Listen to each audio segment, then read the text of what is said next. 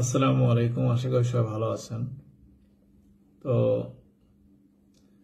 আজকে একটা বিষয় নিয়ে আলোচনা করতে চাই, সেটা হলো ভিডিওটা মূলত আসলে জানি না সবার কাছে পৌঁছাবে কিনা, তবে যারা অনেক হাই অথরিটি আছেন, আপার লেভেল ম্যানেজমেন্টে যারা আছেন, অনেক বড় পদে আছেন, গভর্নমেন্ট হোক প্রাইভেট হোক যেখানেই হোক না কেন, আসলে আমরা যারা পড়াশোনা করতে করতে গ্রাজুয়েশন কমপ্লিট করে ফেললাম, তো আসলে আমরা অনেক ইতিহাস জানছি, অনেক রকমের ইতিহাস পড়াশোনা করছে।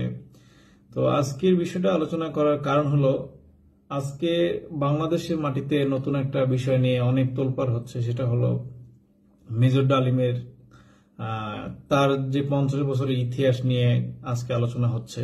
আসলে মূল বিষয়ের কথাগুলো হলো এটা যে আজকে উনি কিছু কিছু তথ্য দিবেন, কিছু কিছু আলোচনা হবে, যেটার কারণে আমরা যে ইতিহাসগুলো জানতাম এবং আমাদের ছোট ভাইরা যারা আছে বা এখনো স্টাডি যারা করতেছে তারাও যে ইতিহাসগুলো জানছে বা জেনে আসছে, ইভেন সামনে যে এক্সাম আছে এক্সামে যারা এই ইতিহাসগুলো লিখবে, তো তাদের ভিতরে একটা কনফিউশন দূর হয়ে কনফিউশন পড়ে যাবে। আসলে আমরা যে এতদিন যা জানলাম এটা ভুল, বা আসলে আজকে উনি যেটা বলতেছে এটা কি রাইট কিনা, আসলে রাইট কোনটা কোনটা সত্য।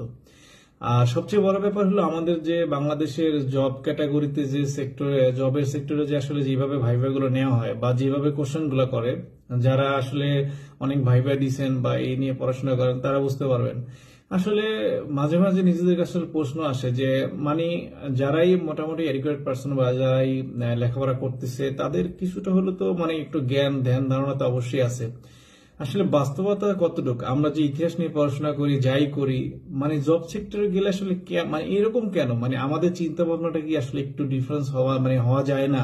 বা আপনারা যারা হাই অথরিটি আছেন বা ভালো ভালো পর্যায়ে আছেন, যারা আসলে শিক্ষা ব্যবস্থা নিয়ে কাজ করেন বা যারা গভর্নমেন্ট সেক্টরে আছেন, যারা আসলে এই ভাইভা গুলো নেন, তাহলে আপনারা কি আসলে কোনো উদ্যোগ নিতে পারেন না? আপনারা কি দেশের জন্য কিছু করতে পারেন না?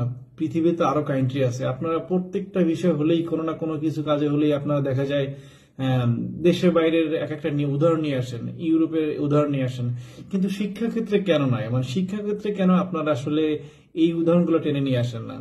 কারণ আমরা যে ইতিহাস জানি, আপনার যখন একটা গভর্নমেন্ট সেক্টরে আমরা জবের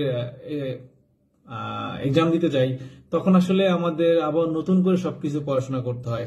আবার দেখা যায় যে পড়াশোনা করে আপনি ভাইবা নিয়ে এক্সাম নিয়ে তারপর যে জব দিলেন, আবার জব সেক্টরে গেলেও দেখা যায় যেই পড়াশোনা করে আসলে জব সেক্টরে আসলো, আবার ওটার সাথে কোনো মিলই নেই, কোনো কোনো সহমতি নেই। তাহলে আসলে এটার কি লাভ দাঁড়ালো, ফায়দা কি হলো? আসলে আসলে এখানে দেখেন, আপনারা বিবেচনা করেন কি যে আসলে এক্সামে যে ভালো রেজাল্ট করে তাদেরকে আপনারা যাচাই করে নেন। আসলে কি শুধুমাত্র এক্সামে ভালো রেজাল্ট করলেই কি সে একজন ভালো স্টুডেন্ট হয়ে যায়, এটাই কি আপনাদের মনে হয়? কারণ কি, আপনি প্রত্যেকটা সেক্টরে দেখবেন, ঢাকা বিশ্ববিদ্যালয়, জগন্নাথ বিশ্ববিদ্যালয় এবং জাহাঙ্গীরনগর বিশ্ববিদ্যালয় অনেক মেধাবী স্টুডেন্ট পড়াশোনা করে, এবং যারা মোটামুটি মিডিয়াম আছে তারাও কিন্তু পড়াশোনা করেন। কিভাবে? তারা আসলে মোটামুটি ভালো রেজাল্ট করে এসএসসি ইন্টার, এরপরে কিন্তু তারা দেখা যায় 6 মাস 1 বছর কোর্সে নেমে যায়, অথবা ইন্টারে পড়াকালীন থাকে পড়া অবস্থায় তারা কোচিং সেন্টারে ভর্তি হয়ে যায় এখানে ভর্তি হওয়ার জন্য। তাহলে কি নিয়ে পড়াশোনা করে? তারা পড়াশোনা করে আসলে এখানে ভর্তি হওয়ার চান্স পাওয়ার জন্য যে বিষয়গুলো নিয়ে পড়াশোনা করা দরকার এগুলো নিয়েই করে। তাহলে হলো কি, সে একটা নির্দিষ্ট পড়াশোনা করে সে এখানে চান্স পাইতেছে, আবার সেখান থেকে বের হওয়ার পর কি করতেছে, আবার বিসিএস দেওয়ার জন্য বিসিএস নিয়ে পড়াশোনা করতেছে। আলটিমেটলি আসলে কি, শুধুমাত্র তার যে শুধু পড়াশোনা কোনটা হইলে সে চান্স পাবে এবং বিসিএস এ টিকবে, এই পড়াশোনাই করতেছে। আদৌ কি আসলে আমাদের বাস্তবিক অর্থে কি এগুলো আসলে অনেকটা কাজে দিতেছে? আমার মনে হয় না। এটা আমার ব্যক্তিগত মতবাদ। তবে আমার মনে হয় আসলে আমাদের পৃথিবী অনেক আপডেট হইতেছে, পৃথিবী আসলে ধ্বংসের পথে। এজ এ মুসলিম হিসেবে আমাদের এগুলো বিশ্বাস করতে হবে যে পৃথিবী তো চিরস্থায়ী নয়, আমরা কেউ চিরস্থায়ী চিরজীবী হব না। সো দিন শেষে আসলে শিক্ষার পরে যদি দেশের জন্য অন্তত কিছু না করা যায়, ফ্যামিলি পরিবার আত্মীয় স্বজনের জন্য কিছু না করা যায়, তাহলে এই শিক্ষার আসলে কোনো মূল্য নাই। সুতরাং আমার একটা রিকোয়েস্ট থাকবে, আমার এই ভিডিওটা যদি কোনো ঊর্ধ্বতন কর্মকর্তা বা এই ধরনের কোনো কারো কাছে পৌঁছায়, আপনারা আপনাদের নিজেদের জায়গা থেকে যতটুকু সম্ভব কিছুটা হলো পরের প্রজন্ম যারা আসতেছে তাদের যেন ভালো কিছু দেওয়া যায়। এরকম আসলে ইতিহাস এরকমের যেন প্রত্যেকটা মানুষের এরকম একটা হ্যাসেলে না পড়া লাগে।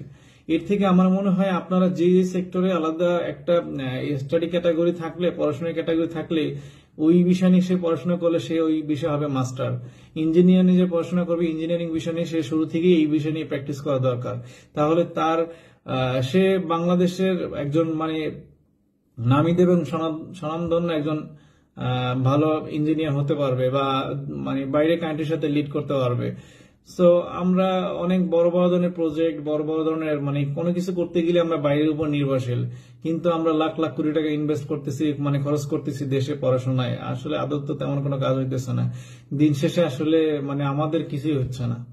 তো যারাই ভালো পর্যায়ে আছেন, আমাদের রিকোয়েস্ট থাকবে, আমার মানে ব্যক্তিগত যেটা হলো আপনারা আপনার জায়গা থেকে অন্তত দেশের জন্য কিছু করবেন।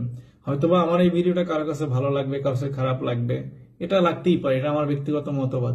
আসলে আজকে ভিডিওটা করলাম এই কারণে, কারণ আসলে এটা আসলে আমাদের কাছে আর মানে মানা যায় না এই বিষয়গুলো। ধন্যবাদ, ভালো থাকবেন, আসসালামু আলাইকুম।